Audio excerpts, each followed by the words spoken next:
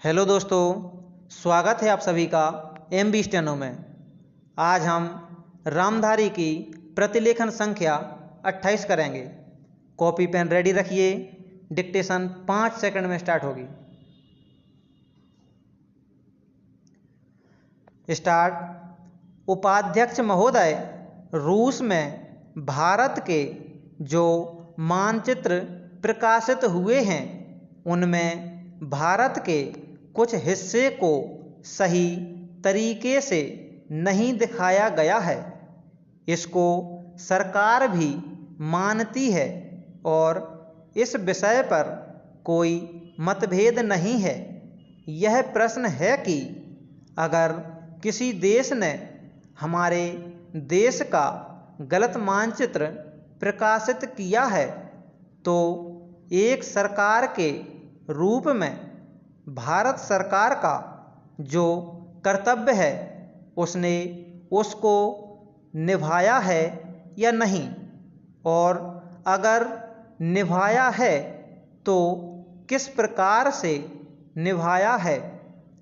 जब भारत सरकार का ध्यान इसमें प्रकाशित उस मानचित्र की ओर दिलाया गया जिसमें हमारे देश के कुछ भाग को गलत ढंग से दिखाया गया था, तो उसने 1956 में ही, जबकि ना तो भारत और चीन की सीमा का प्रश्न पैदा हुआ था, इस बारे में रूस ने विरोध किया।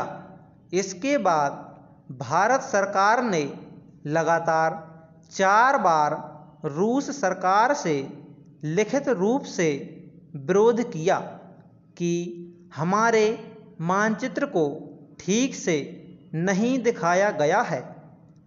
जिस मानचित्र को लेकर यह चर्चा हो रही है, जब उसकी ओर भारत का ध्यान गया तो उसने जून, जुलाई और अगस्त में लगातार 3 बार अपने राजदूत के माध्यम से और रूस के जो अधिकारी हमारे देश में आए उनसे बातचीत करके रूस का ध्यान इस ओर आकर्षित किया कि उसने इस देश का मानचित्र ठीक नहीं दिखाया है। पैराचेंज।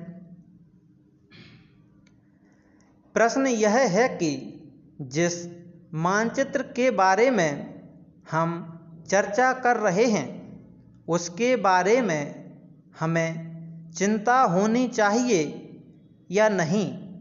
मैं समझता हूँ कि अगर दुनिया का कोई भी देश हमारा मानचित्र सही ढंग से नहीं दिखाता है तो स्वाभाविक रूप से देश को उसके बारे में चिंता करनी चाहिए।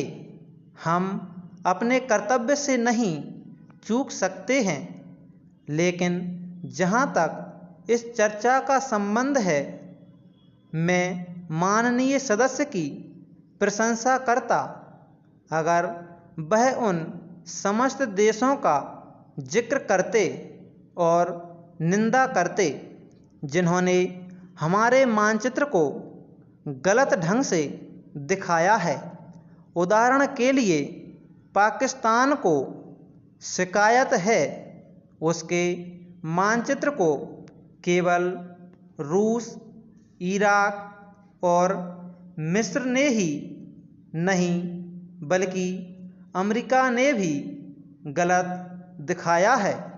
जिस कश्मीर को हम भारत माता का ताज और मुकुट कहते आए हैं, जिसे हम कहते हैं कि वह इस धरती पर हमारा स्वर्ग है, उस इलाके को बिल्कुल उनकी दया और कृपा पर छोड़ दिया गया है।